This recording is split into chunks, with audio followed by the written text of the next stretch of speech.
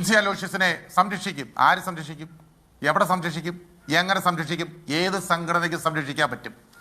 അതായത് ഇനി നോക്കണം, ഈ വിൻസി അലോഷ്യസ് എന്ന് പറഞ്ഞ പെൺകുട്ടിക്ക് ഇനി അടുത്ത കാലത്തൊന്നും സിനിമ കിട്ടാൻ യാതൊരു സാധ്യതയുമില്ല. അത് എവരെല്ലാം കൂടി ഉണ്ടാക്കിയ. ഹായ്, നമസ്കാരം. 2 ദിവസം മുന്നേ ഷൈൻ വിൻസിയോട് സിനിമാ ഷൂട്ടിൽ വെച്ച് മോശമായിട്ട് പെരുമാറി എന്നുള്ളൊരു കാര്യം പറയുകയുണ്ടായി. ആ ഒരു കാര്യത്തിൽ ഇപ്പോൾ ഷൈനെ പോലീസ് അറസ്റ്റ് ചെയ്യുകയും ചെയ്തിട്ടുണ്ടായിരുന്നു. ഈ ഷൈനെ അറസ്റ്റ് ചെയ്തപ്പോൾ തന്നെ ഈ ഷൈനോട് ചോദിക്കാനുള്ള ക്വസ്റ്റ്യൻസൊക്കെ ഇങ്ങനെ പേപ്പറിൽ എഴുതി വെച്ചിട്ടാണ് ക്വസ്റ്റ്യൻസ് എന്തൊക്കെ ചോദിക്കണമെന്ന് പ്രീ പ്ലാനോട് കൂടിയാണ് ചെയ്യുന്നത്. അപ്പോൾ എന്തായാലും ഇനി നഷ്ടം എന്ന് പറയുന്നത് ഈ വിൻസിക്ക് മാത്രം തന്നെയായിരിക്കും, വേറെ ആർക്കും ഒന്നും നഷ്ടപ്പെടാനില്ല. കാരണം വെച്ചാൽ ഈ സത്യങ്ങളൊക്കെ പുറത്തു പറയുന്ന ആൾക്കാർക്ക് ഈ സിനിമയിലേക്ക് പ്രവേശനമില്ല. അങ്ങനെയാണ് സാധാരണ കണ്ടുവരുന്നത്. അപ്പോൾ ഇനി വിൻസിക്ക് പുതിയ പുതിയ സിനിമകൾ അതിലേക്കുള്ള ചാൻസുകൾ കുറവായിരിക്കും.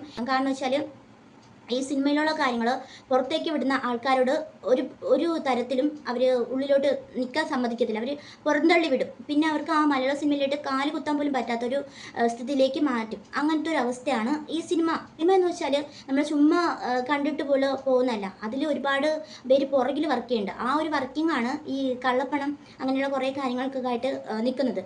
ഈ ആൾക്കാർ ഇവർക്കെതിരെ തുറന്നു പറയാൻ പേടിക്കുന്നത് തന്നെ ഈ ഒരു കാര്യം കൊണ്ട് തന്നെയാണ്. ഇവരുടെയൊക്കെ ഇഷ്ടത്തിനനുസരിച്ച് നിന്നില്ലെങ്കിൽ ഇവർക്ക് പിന്നീട് സിനിമ കിട്ടത്തില്ല, നടി എന്നുള്ളൊരു സ്ഥാനം കിട്ടത്തില്ല. അപ്പോൾ ആ ഒരു സ്ഥാനത്തിന് വേണ്ടിയിട്ടാണ് എല്ലാവരും കഷ്ടപ്പെട്ടും ബുദ്ധിമുട്ടി ആ ഒരു ഫീൽഡിൽ നിൽക്കുന്നത്.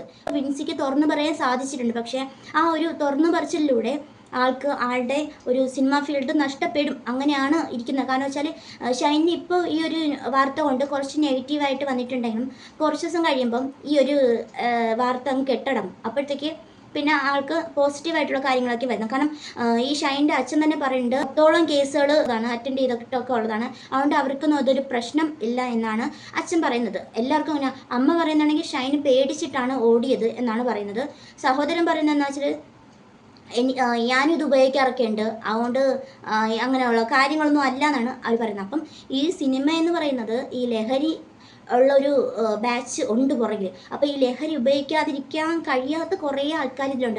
അതിൽ ഷൈൻ ചെയ്ത തെറ്റായിട്ടുള്ള കാര്യമാണ്. ഷൈന് എന്ന് വെച്ചാൽ അയാൾ എന്തോ ആണ് എന്നുള്ള രീതിയിൽ തന്നെയാണ് നടപ്പ്. പക്ഷേ ആൾക്ക് ലഹരി ഉപയോഗിക്കുന്ന അയാൾക്ക് സ്വന്തമായിട്ട് ഉപയോഗിച്ചിട്ട് മിണ്ടാതെ അവിടെ എവിടെയെങ്കിലും ഇരിക്കാം.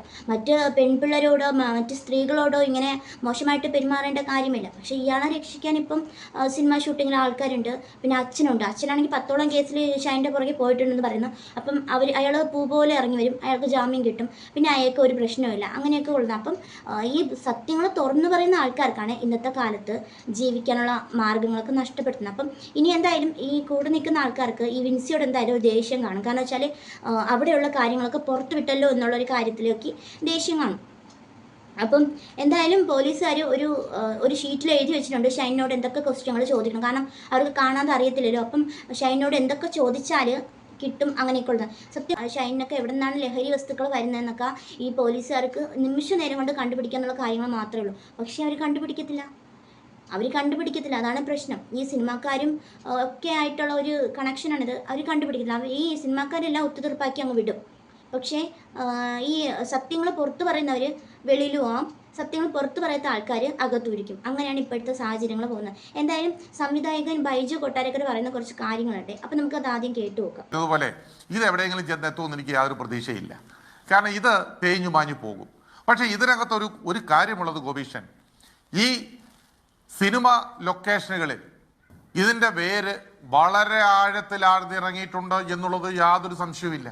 ഒരുപാട് സിനിമകളിൽ ഞാൻ എപ്പോഴും പറയാറുള്ളത് പോലെ ഇത്രയും 100 പടങ്ങൾ ഇപ്പോഴും റിലീസിന് ഇരിക്കുന്നുണ്ടെങ്കിൽ അതിനകത്ത് എത്ര സിനിമകൾ എവരുടെ സിനിമകളുണ്ട്, ആ സിനിമകളുടെ സംവിധായകരാര്, ആ സിനിമയുടെ സ്ക്രിപ്റ്റ് റൈറ്റേഴ്സ് ആര്, അതിൻ്റെ കൂടെ പ്രവർത്തിച്ച ആളുകൾ ആര്, ചുമ്മാ ഒന്ന് ചെക്ക് ചെയ്ത് നോക്കണം. ആ ചെക്ക് ചെയ്ത് നോക്കുമ്പോൾ വളരെ വ്യക്തമായിട്ട് കാര്യങ്ങൾ മനസ്സിലാവും. ഇത് സജീവ് ഉത്തേട്ട് മുമ്പേ പറയുന്നത് കേട്ടോ, 3 ഫോൺ ഇയാൾ ഉപയോഗിച്ചിരുന്നു, ആ 3 ഫോൺ മേടിച്ചത് പരിശോധിച്ചൂടെ പോലീസിന്? ശരിയാണ് പറയുന്നത്. ഈ പറയുന്ന 3 ഫോണുകളും എടുത്ത് പോലീസിനെ പരിശോധിച്ചൂടെ? പക്ഷേ കേരള പോലീസോ കേരളത്തിലെ ആ ഡിപ്പാർട്ട്മെൻറ്റുകളോ വിചാരിച്ചാൽ നിമിഷങ്ങൾക്കകം ഇതിൻ്റെ വേരുകൾ കണ്ടെത്താനാവും.